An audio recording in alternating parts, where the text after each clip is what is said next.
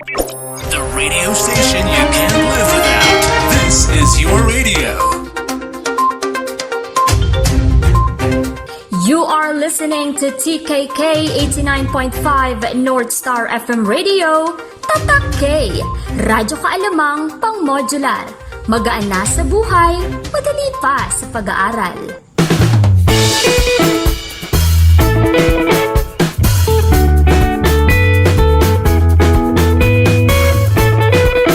Hello, Grade 5 learners! Welcome back for this week's another fun and exciting learning episode in our English Radio Modular class.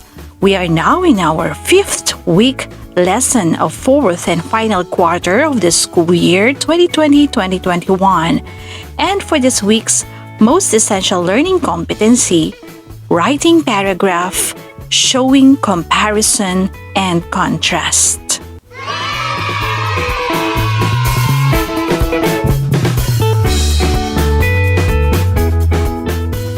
Last week, you learned about how to write paragraph showing cause and effect. This time, you will learn how to write a paragraph showing comparison and contrast. Again, what are the tips on how to write a good paragraph? First, think before you write. Second, open your notebook.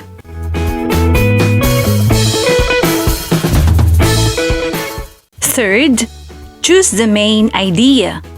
And fourth, use a dictionary and thesaurus.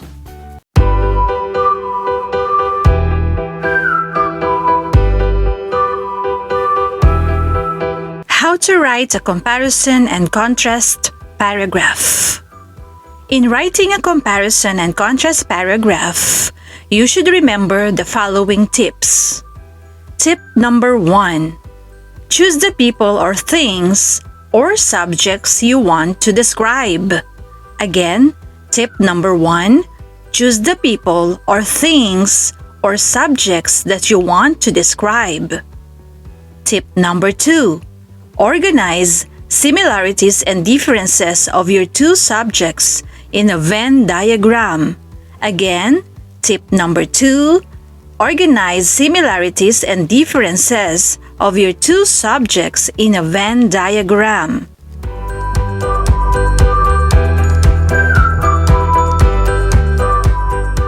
And for tip number 3, use the transitional or signal words that show similarities and differences. For similarities, use the transitional or signal words such as like, similarly, and both.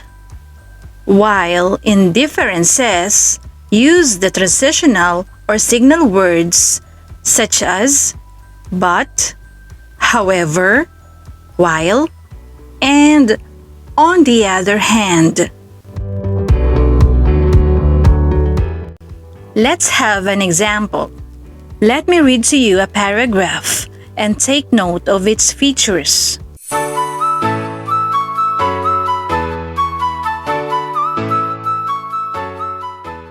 The school types pictured in 2157 in the story The Fun They Had and in today's system are similar in a few ways and different in some aspects.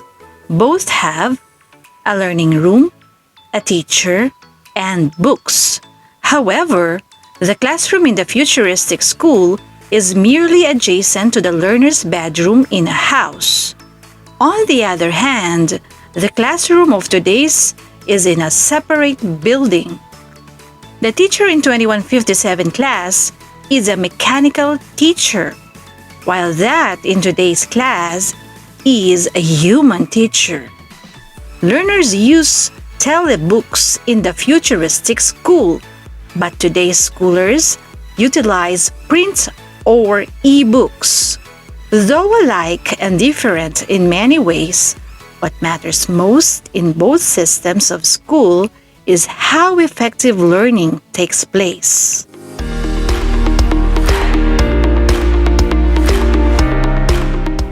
Question number 1. What two subjects are compared in the paragraph? Answer.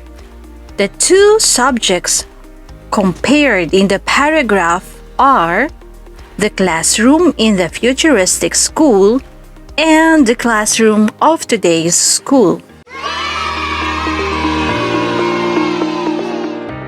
Number 2. What transition or signal words are used to show similarities?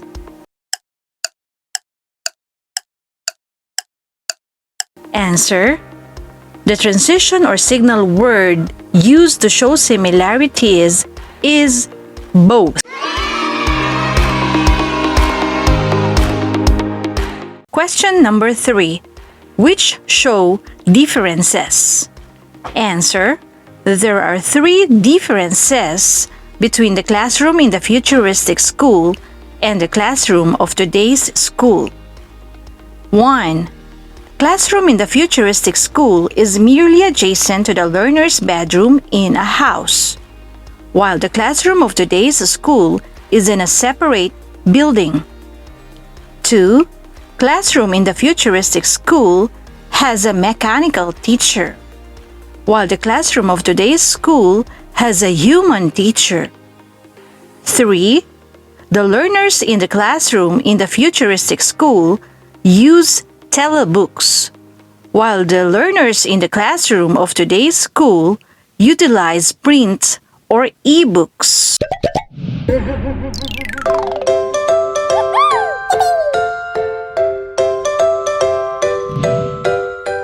You are almost done with this module. Let us recall your learning on how to write a comparison and contrast paragraph. 1. Choose the people or things or subjects you want to describe. 2. Organize similarities and differences of your two subjects in a Venn diagram. And 3.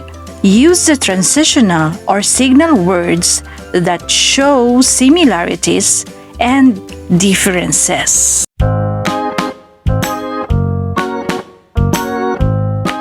And that's all for our lesson on how to write a paragraph showing comparison and contrast.